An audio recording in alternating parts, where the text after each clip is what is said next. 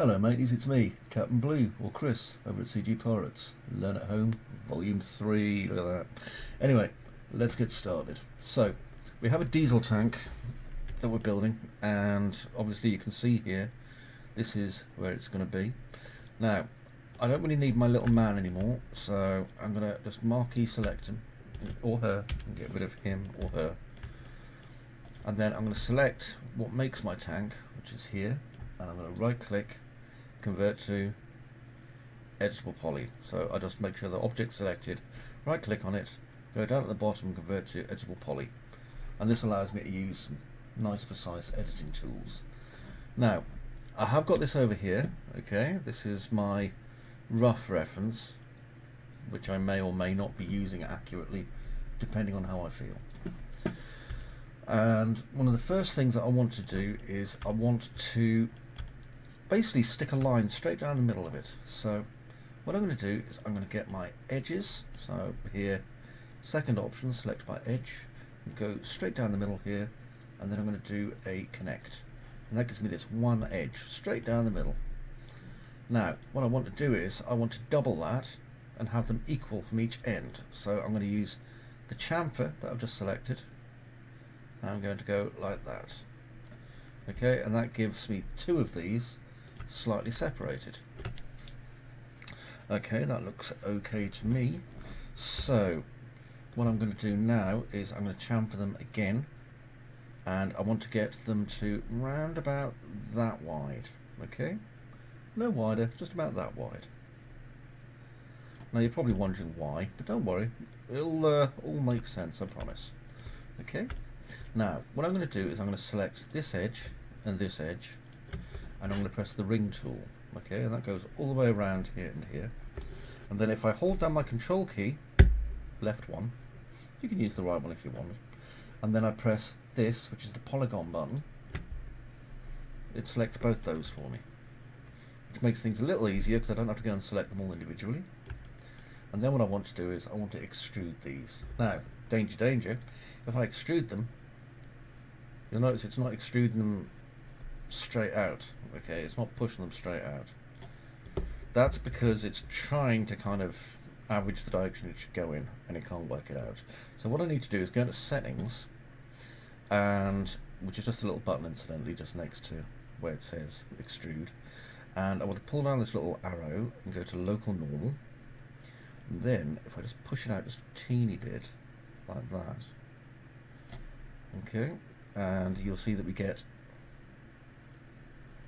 our extrusion comes out like so. So I'll just come to a nice reasonable kind of height, which is I'd say about 3 centimeters. So there we go, and I'm going to click tick, because that's all I need to do. Now underneath, now we can see that these bottom two polygons here are what makes the bottom of our piece, so we're going to use these as our kind of place to jump off from, and I'm going to continue selecting just like I am now, and if that grid's in the way just press G and I'll get rid of it. Okay, and I think one more, there we go, 1, 2, and another one on this side and this side. Now be careful, because if I've got the move tool selected I can accidentally move things, so if you're worried about moving things just press Q and that'll just give you the select gizmo, so you can't do any damage. Okay, cool. So what I'm going to do now is I am going to just do a simple bevel. So I'm going to go to my settings, and again I want to do it by local normal, and this 10 centimeters it's chosen for itself seems fine, to be honest, so I'm going to click tick. And now I'm going to go into one of the side viewports. Now in this case it's the left, so I'm looking on the tank from the left, so I just pressed L, and what I'm going to do is I'm going to marquee select here, and that way I get this vertex and all the vertexes behind, and you'll notice I've got my vertices selected. And what I'm going to do is I'm going to use a little bit of just my personal judgment to try and decide where to move these to.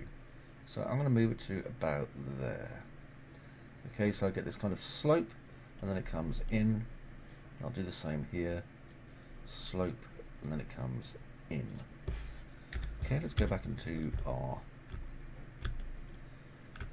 main perspective, and I can see now that we have these nice, kind of tough looking, which is good. That's kind of what I needed.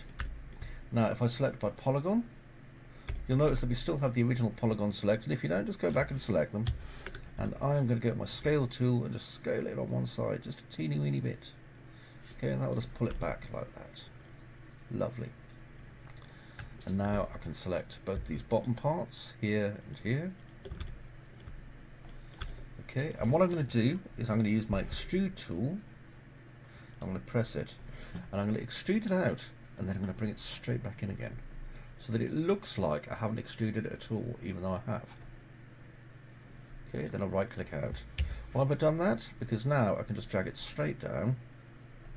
Okay, and what you'll notice is that it came straight down. It's a much cleaner move than it would have been if I'd done it any other way. And now I want to flatten the bottom, so I'm going to press R, which will give me my scale tool, and I'm going to scale it up on the Z axis. There we go. Okay, so made some good progress here. Time to do another save, I think. So I'm going to go to my menu and just save this as WIP2. There we are. And I will see you in the next bit.